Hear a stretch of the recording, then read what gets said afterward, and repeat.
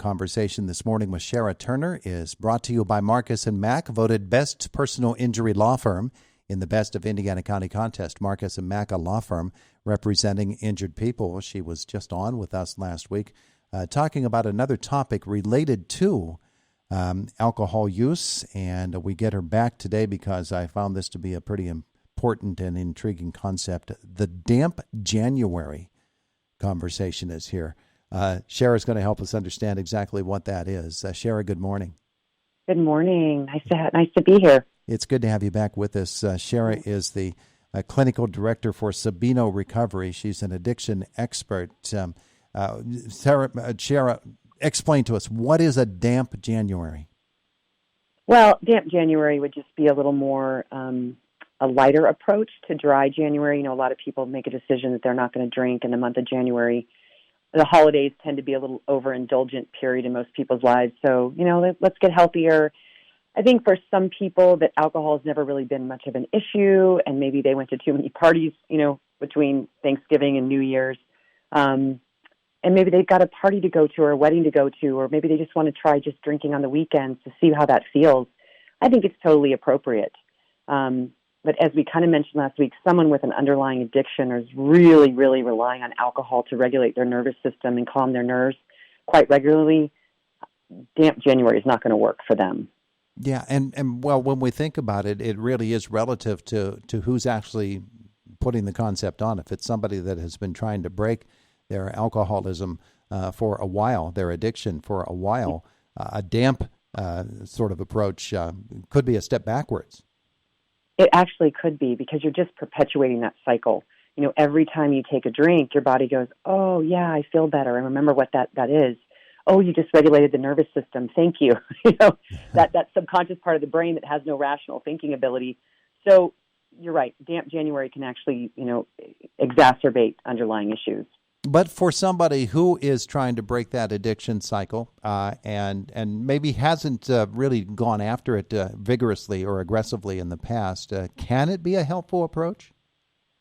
Yeah, it just really, really depends on the individual. I think and you know, we talked a little bit about this last week, but I think if someone's been struggling for a while with any kind of alcohol or drug issue, you know, it's had a profound impact on their life, and like legally or professionally or personally, and they've had trouble even cutting down or quitting in the past, this is just continuing the same cycle. Probably that individual needs to reach out for some help, because they've been unsuccessful in the past to do it on their own. Shara, you're with Sabino Recovery, and you are an addiction expert, but that expert status, it actually comes with a pretty hard history. You lost your first husband to alcoholism, so you know whereof you speak, and what it can do not only to the person who is caught in the addiction cycle, but for all those around him. Yeah, and their families. You know, I've watched my kids grow up without a dad, and it's heartbreaking. And, you know, we talk about addiction a lot, and yeah, I feel like I have a lot of knowledge in addiction, but really my passion is trauma. You know, getting underneath the label, underneath the diagnosis, and finding out what has this person so dysregulated that they feel the need to keep engaging in unhealthy behaviors. So that's, you know, it goes hand in hand with the addiction and the trauma. Is there a pattern, Shara, where we say, okay, this started when you were a kid, started when you were a teenager, and we could actually look at the track here and see and actually predict with people that this is where they're going to end up, or is it really that individual? Oh, it's pretty individual. I would say, because I've been doing this work for a long time, once I do a thorough history on an individual, I can oftentimes pinpoint, okay, that's where this started.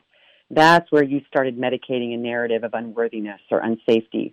And then we can go back into those old, you know, developmental stages of life and do some trauma work around it, which really tends to show a great deal of efficacy and success in my industry. Mm-hmm. So that all being the case, let's talk about somebody who is caught in an addictive lifestyle, might not even realize it, needs to know the signs, and then needs to make a decision or two. Where does it all start? Well, it's they always say alcoholism or drug addiction is a progressive disease. Mm-hmm. You know, I've had individuals that have gone on their whole life and had not had an issue, and their house burnt down in their 60s, and all of a sudden they became a full-fledged alcoholic. a situation like that, I think that individual is probably just kind of white knuckling it through life. And it was kind of like that dam broke at one moment. It's like, this is it, this is how I'm going to cope. Mm-hmm. So it really is about resiliency, coping mechanisms, early childhood trauma. I mean, there's so many components to addiction. But if a person is questioning at all, just reach out for some help. I always say, go to an AA meeting. See how it fits for you. It doesn't mean you're committing the rest of your life to never drinking again, but go to one. Reach out to people that are sober. See what that was like for them. I think the more information a person can get, the better.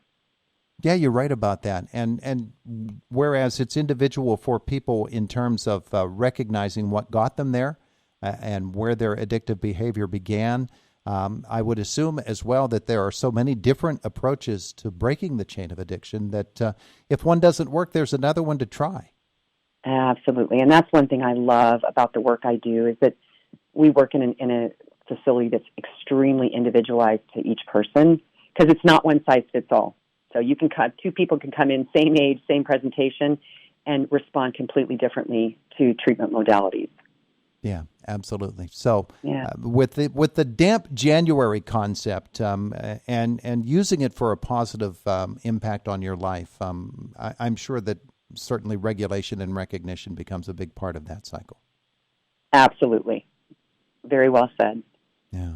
Okay. So that's something that we need to be aware of. Sabino Recovery can help you in those terms. And your local folks as well. We've got the Open Door here in Indiana County. We've got the Indiana Armstrong-Clarion Drug and Alcohol Commission. We've got the resources. And Sarah, Shara, I'm sure that every community, every county has something going where people, since it's such a widespread problem, where people can find what is needed to help them.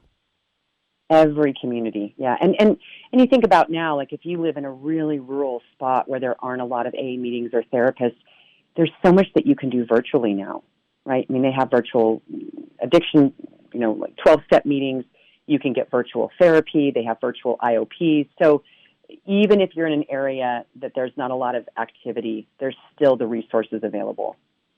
When we think about what has led to the drinking problem and the underlying causes, depression, anxiety, right, various issues going on in your life, they get you to a point, and a lot of people need help within their own families. You having been in the situation in which you were in your life, and trying to find what is finally going to break through and to cause the help.